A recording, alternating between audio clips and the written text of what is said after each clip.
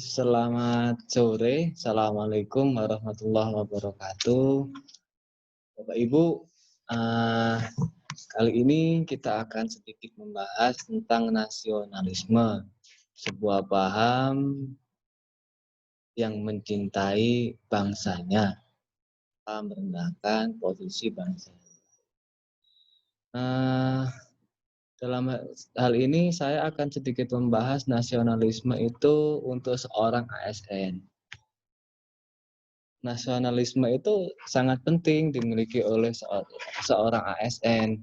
Bahkan tidak hanya sekedar wawasan, tetapi bagaimana seorang ASN itu mengaktualisasi nasionalisme dalam menjalankan fungsi dan tugas. Seorang ASN akan berpikir tidak lagi sektoral dengan mental bloknya, tetapi akan senantiasa mementingkan kepentingan yang lebih besar, yakni bangsa dan negara. Sebenarnya apa sih yang menjadi prinsip nasionalisme bangsa Indonesia? Yang jelas, prinsip nasionalisme bangsa Indonesia dilandasi oleh nilai-nilai Pancasila. Nah, sebagai contoh, sila ketuhanan. Ini ya sila pertama, menjadikan Indonesia bukan sebagai negara yang sekuler yang membatasi agama dalam ruang privat.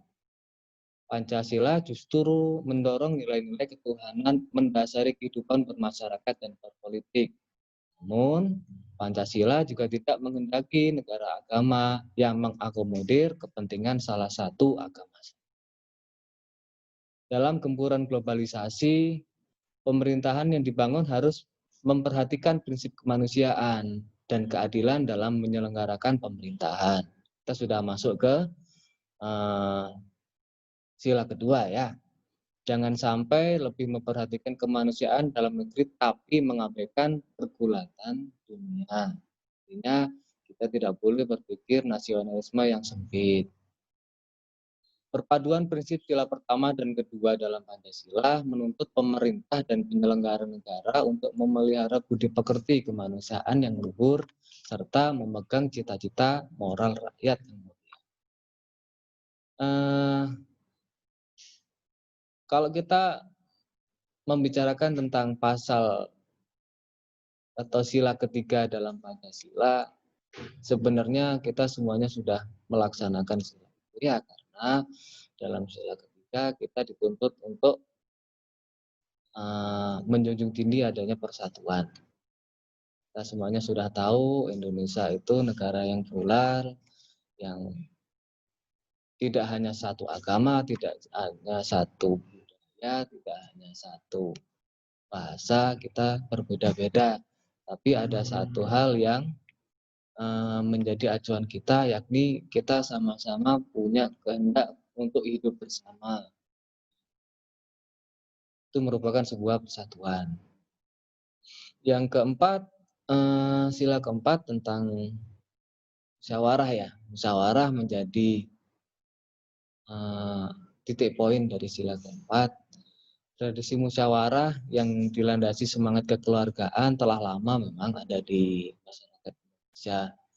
Keragaman masyarakat Nusantara memunculkan keinginan yang kuat untuk menghidupkan semangat persaudaraan dan kesederajatan semua warga dalam pergaulan kehidupan berbangsa.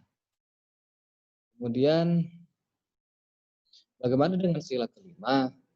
Keadilan sosial. Keadilan sosial memang kita dituntut untuk bagaimana sih cara kita memeratakan keadilan. Jadi seorang ASN pun harus ikut mendukung bagaimana keadilan sosial itu. Berdasarkan pasal 10 Undang-Undang Nomor 5 Tahun 2014 tentang aparatur sipil negara, salah satu fungsi ASN merupakan pelaksana kebijakan publik. Dalam hal ini, seorang ASN punya tugas.